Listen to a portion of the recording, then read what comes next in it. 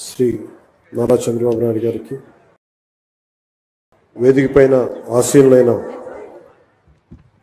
మంత్రివర్గ సహచరులకి, ఉన్నతాధికారులందరికీ, ఇక్కడికి విచ్చేసిన విశిష్ట అతిథులందరికీ పేరు పేరున నా హృదయపూర్వక నమస్కారం.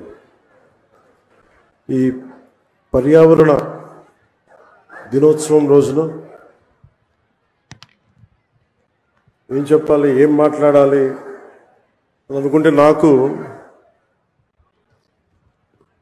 కొమిర అంకారావు గారికి ఉన్నంత అర్హత నాకు లేదనిపించింది. అంటే ఒక 14 ఏళ్ల వయసులో ఒక పక్షి చనిపోతే ప్లాస్టిక్ వ్యర్థాలు తిని దానికోసం ఎవరైనా సరే ఒక 3 దశాబ్దాలు కృషి చేస్తారా? 14 ఏళ్ల వయసులో ఎవరైనా ఏం ఆలోచిస్తారు? ఆడుతా పాడుతూ తిరుగుదామని, అటు ఇటు తిరుగుదాం అనుకుంటారు. కానీ పర్యావరణం గురించి ఆలోచించే స్థాయిలో ఉన్నారు అంటే ముందుగా కొమిర అంకారావు గారిని ఈ కార్యక్రమానికి విశిష్ట అతిథిగా పిలిచినందుకు మనస్ఫూర్తిగా అధికారులకి, వారిని ఇక్కడ రావడానికి స్ఫూర్తి కలిగజేసిన శ్రీ నారా చంద్రబాబు నాయుడు గారికి మనస్ఫూర్తిగా నా కృతజ్ఞతలు తెలియజేసుకున్నాను. ఒకసారి ఒక వ్యక్తి చాలా చిన్నగా ఉంటుంది, మనం ఏం చేయగలం అనుకుంటాం.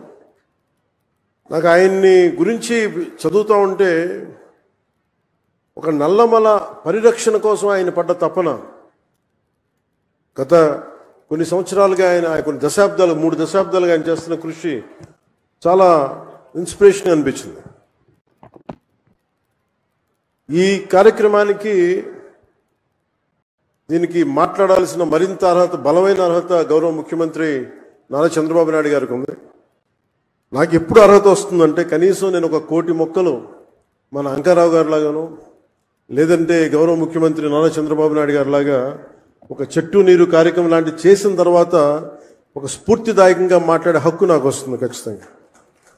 ఇప్పుడు దాకా నేను పర్యావరణం కోసం వ్యక్తిగతంగా చేశాను కానీ కొన్నిసార్లు, కానీ నాకు ఇప్పుడు ఈ అటవీ శాఖ కూడా పర్యావరణం 2 నా దాంట్లో ఉన్నప్పటికీ నేను వచ్చే సంవత్సరం ఇదే రోజుకి కనీసం 1 కోటి మొక్కలు నాటి, అలాగే ఫారెస్ట్ ఫైర్స్, అడవిలో కార్చిచ్చులు కనుక ఆపగలిగి కొమిర అంకారావు గారు చెప్పినట్టుగా అడవుల్లోకి గొర్రెల్ని పొట్టేళ్ళు మేపడానికి తీసుకుపోయి అక్కడ గడ్డి కోసం కాలుస్తూ ఉంటారు.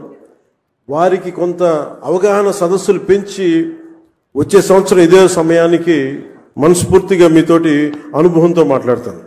ఒక అటవీ శాఖ మంత్రిగా కావచ్చు, పర్యావరణ శాఖ మంత్రిగా కావచ్చు.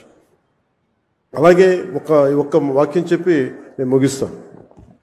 చెట్టు అదేదో మనకు ఒక ఆశయమో దానికి, ఇది చెట్టు మనకు ఆధారం. కేవలం పక్షులకి వీటికే కాదు, ప్రతి ఒక్కరికి చెట్టు లేని జీవితాన్ని ఊహించుకోండి. ఇదివరకు మనం పెరిగేటప్పుడు ఒక 30 సంవత్సరాల క్రితం ఎవరన్నా మా ఇంటికి వెళ్ళాలి అంటే అక్కడ పెద్ద మర్రి చెట్టు ఉంటుంది. ఆ మర్రి చెట్టు నుంచి కుడి చేతిలోకి వెళ్తే ఈ దారి ఉంటుంది. ఎవరిని ఇల్లు ఫ్రెండ్ ఇల్లు తెలియాలంటే ఎలారా మీ ఇంటికి రావడం అంటే మా ఇంటి ముందు గోరింటాకు చెట్టు ఉంటుంది. ఇట్లాంటివన్నీ పోయినాయి. ఇప్పుడు అసలు చెట్టే ఆనవాళ్ళు అయ్యేది.